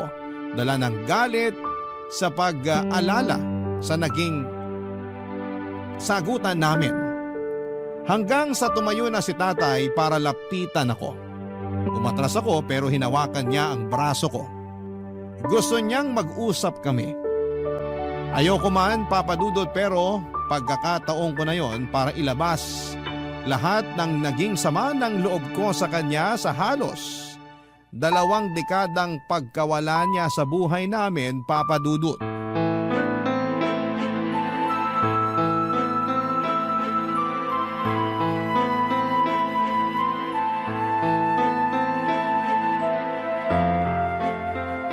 Hindi ko maintindihan kung bakit nandito ka pa. Klaro ko naman sinabi kanina na ayoko nang makita yung pagmumukha mo rito pagbalik ko. Narinig ko yun. Kaya lang ayokong umalis nang hindi tayo nagkakaayos. Umaasa ka pa talagang magkakaayos tayo? Mas lalo mo lang akong ginagalit ngayon. Anak naman. Nasaan si nanay? Nasa kwarto niya. Nagpapahinga. Sumama ang pakiramdam mula pa kanina. Umalis ka na. Ako na mag-aasikaso sa kanya. Sabi ko nga, hindi ako aalis hanggat hindi tayo nagkakaayos. Ano pa sa tingin mo ang maayos dito? Wala na to, Tay. Matagal mo nang sinira ang tiwala ko sa inyo. At ihihingi ko yun ng tawad ng paulit-ulit. Anak, nahirapan din ako nung nawala kayo ng nanay mo sa akin. Pero hindi ka bumalik para sa amin. Nakwento naman sa'yo ng nanay mo ang lahat, hindi ba? Oo, nakwento niya kung paano mo na-enjoy ang binibigay sa'yo ng baklang kalaguyo mo. Na kahit sinasaktan ka na, sige ka pa rin. Kasi ang sarap pag may nagbibigay ng luho mo, di ba? Ang sarap maging tamad. Paano mo nga naman ba maiisip na bumalik kung napapalibutan ka na ng mga luho mo? Pero natapos din naman yun. Natapos nung iniwang ka niya dahil nakahanap siya ng mas bata at mas gwapo sa inyo. Wala ka lang naging ibang choice. Ay, nagsisisi ako na pinili ko siya kaysa sa inyo. Sa kanyo lang naisip yan nung iniwan na niya kayo. Nagsisisi talaga ako, anak. Huli na yung pagsisisi nyo. Gusto kong bumalik doon. Gusto mong bumalik dahil iniwang kayo ng baklang yon. Doon nyo lang kami naisipang balikan ni nanay. Pero kahit ganun na yung nangyari, hindi pa rin kayo bumalik. Kasi ano? Dahil natatakot kang balikan ng responsibilidad mo sa aming mag-ina. Tamad ka kasi! Puro lang pasarap ang gusto mo! Kasi nahiya na ako eh. Yan lang ang tamang ginawa nyo sa buhay nyo. Ang mahiya. Mabuti naman at naramdaman nyo yan, no? Kaya nga hindi na ako bumalik. Kasi wala na akong mukhang maiharap sa inyo ng nanay mo. Eh bakit hindi mo pa tinuloy-tuloy na wag nang iharap ang mukha mo sa akin? Bakit nagpakita ka pa? Bakit nawala ang hiya? Ibalik mo yung hiya mo! Kasi Alam ko kung bakit. Kasi kailangan mo ng bagong magagatasan. hindi totoo yan. Mahal ko kayo kaya gusto kong bumalik. Lalo na nung nakita ko ulit ang nanay mo. Nagbalik lahat ng alaala natin nung masaya pa tayong pamilya. Sinayang ko yun. At alam mo kung ano yung bumalik sa akin nung nakita ko kayo? Yung mukha nyo nung tinataboy nyo si nanay habang palabas kayo ng bahay para iwan kami. Kung paano mo ako tinulak nung humabol ako sa'yo para pigilan kang umalis, yun ang alaala bumalik sa akin! Gusto kong makabawi sa inyo ngayon. Hindi mo gustong bumawi sa amin! Gusto mo, buhayin ka namin! Nagkakamali ka. Parang tama naman ako! Kasi kung kailan kami umasenso ni nanay, kung kailan may negosyo na ako at may sarili kaming bahay, saka ka biglang sumulpot! Saka mo biglang nilambing at minanipula si nanay! Masaya akong nalamang umasenso na kayo kaya nagpakita ako para batiin kayo. Masaya ka kasi akala mo may mapapala ka sa amin. Huwag mo kami igaya sa baklang ginatasan mo noon! Hindi yan ang habol ko. Mahal ko kayo ng nanay mo. Mahal na mahal ko ang nanay mo. Gusto kong magkabalikan kami dahil nagsisisi na talaga ako na iniwan ko kayo. Huli na ang lahat, Tay! Hindi pa huli ang lahat. Napatawad na ako ng nanay mo. Nagkabalikan na nga kami ulit eh. Wala ka na magagawa ron kung pinili akong mahalin at patawarin ulit ng nanay mo. Kailangan mo kaming unawain, anak. Kasi sa ayaw at gusto mo, andito na ulit ako sa buhay niyo mag-ina. Hindi na ako aalis. Hindi ko na kayo iiwan ulit. Ganun ba? Hindi nasabi sa akin ni nanay ang tungkol sa pagbabalikan nyo eh. Ang sabi niya lang sa akin, dumadalaw ka lang bilang bisita. Ganito na lang, no? Payag naman akong magkabalikan kayo. Masaya ako kung yun ang totoong nagpapasaya kay nanay. Salamat, anak. Hindi ka magsisisi na pinabalik mo ako sa buhay niyo. Babawi ako sa inyo. Sa isang kondisyon. Sige, ano yun? Kunin mo na siya rito. Magpakalayo-layo na kayong dalawa kung gusto nyo talagang magsama. Anong ibig mo sabihin? Total desisyon nyo namang magkabalikan at hindi ako kasali sa desisyon na yon. Umalis na lang kayo pareho sa bahay ko. Kaya mo naman sigurong buhayin si nanay, no? Hindi naman high maintenance si nanay eh.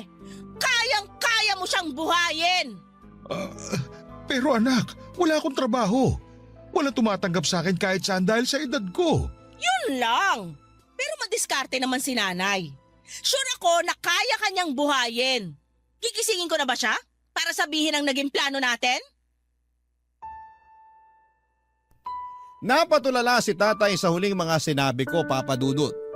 Akala niya ay makakalusot na siya para magkatasan kami. Hindi niya alam na may baon akong pananakot sa kanya pagdating kay nanay. Alam ko namang bumalik lamang siya dahil nakita niyang asensado na kami. Hindi ako papayag na makisakay siya sa pag-asenso namin dahil wala siyang ambag doon. Napatahimik siya at napabalik sa pagkakaupo sa may sofa. Hindi niya alam ang sasabihin sa akin. Nakangiti ako ng palihim. Alam kong nagwagi na ako noon at hindi na siya babalik pa sa buhay namin. Binuksan ko na ang pinto para mapaalis na siya, Papa Dudut. Nag-alala raw si nanay, Papa Dudut, ano raw ang sasabihin niya. Kapag umalis na ulit siya, sinabi kong ako na ang bahala. Bago siya umalis ay humingi pa siya ng pera sa akin para panimula daw niya at pangako raw niya na hindi na siya magbabalik pa. matapos tanggapin ang pera. Naglabas nga ako ng pera sa wallet ko at nakapaghanda talaga ako. Alam kong hihingi siya sa akin, kaya nag-withdraw na ako ng pera. Alam ko na likas na sa bituka ng tatay ko ang ganong klase ng modus. Alam kong pera lang ang totoong habol niya sa amin tulad ng ginawa niya sa baklang pinirahan niya noon. Pagkatapos ko siyang abutan ay pinalis ko na siya. Sinabi kong huwag na siyang babalik kung ayaw niyang ipahiya ko siyang muli gamit ang perang nakuha niya sa akin. Nagpasalamat siya at umalis na. Pinagmasdan ko siya habang papalayo at dala ang maleta niya. Parang bumalik ang alaala ko noong unang beses siyang umalis sa bahay namin. Napalunok ako para mapigilan ang pag-iyak habang inaalala ang mga masasakit na pangyayaring yon. Mula nga noon ay hindi na siya muling nagpakita sa amin ni nanay at tinanggap na rin ni nanay na pera lang ang habol ni tatay. Hindi na kami parehong galit ni nanay noon. Nagpatawad na kami dahil nagkaroon na kami ng closure sa totoong ugali ni tatay. Hanggang dito na lamang po ang aking liham, Papa Dudut. Sana'y kapulutan po ito ng aral ng inyong mga masusugid na tagapakinig. Ang inyong forever kapuso at kabarangay, Barbie.